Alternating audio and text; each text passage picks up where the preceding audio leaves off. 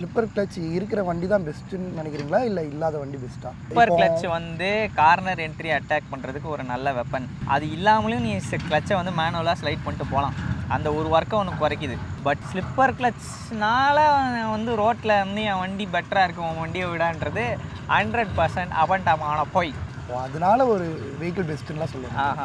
Slipper கிளட்சை வந்து இன்றைக்கி ஒரு மார்க்கெட்டிங் கிமிக்காக இருக்குது. இன்றைக்கி ஒரு ஷோரூமில் போயிட்டு இந்த ஸ்லிப்பர் கிளட்ச் எப்படி வேலை செய்யுதுன்னு கேட்டோன்னா அவனுக்கு கண்டிப்பாக தெரியாது. 99% அவனுக்கு ஐடியாவே இருக்குது. இப்படி ஒரு ரேஸ் டெக்னாலஜியை வந்து அசிஸ்ட் ஃபீச்சருக்காக தான் வந்து இங்கே நிறைய பேர் ஸ்லிப்பர் கிளட்ச் கொண்டு வராங்க. கிளட்சு ஃபுல்லு லைட்டாக இருக்கணும். நம்ம ஆளுங்க ஹெவியான மோட்டர் சைக்கிள் இப்போ ஒரு எக்ஸாம்பிளுக்கு RS457 நீ ஸ்டாக் வச்சுருந்தேன்னா இல்லை RC390 நீ ஸ்டாக் கிளட்ச் வந்து உன்னால் ஸ்லிப்பர் கிளட்ச் இல்லாத வண்டி வந்து கிளட்ச் ஹெவியாக இருக்கும். ஸ்லிப்பர் கிளட்ச் இருக்கிறனால தான் அதெல்லாம் லைட்டாக இருக்குது. ஓகே, அதோட அசிஸ்ட் ஃபீச்சர் இருக்கிறனால. ஸோ அதெல்லாம் வந்து பார்த்தோன்னா ஒரு நல்ல அட்வான்டேஜ் அந்த வண்டிங்களுக்கு. என்ன தான் ஸ்லிப் ஃபீச்சரை யூஸ் பண்ணலாம், அசிஸ்ட் ஃபீச்சர் உனக்கு டெய்லி யூஸ் பண்ண. ஏன்னா இப்போ அந்த மாதிரி வெஹிக்கிள்ஸ்லாம் நம்ம திடீர்னு டிராஃபிக்லாம் கொண்டு போகிறோம் அப்படின்னா அங்கே போயிட்டு நம்ம கிளச்சு போராடி இது பண்ணிகிட்டு இருக்க முடியாது.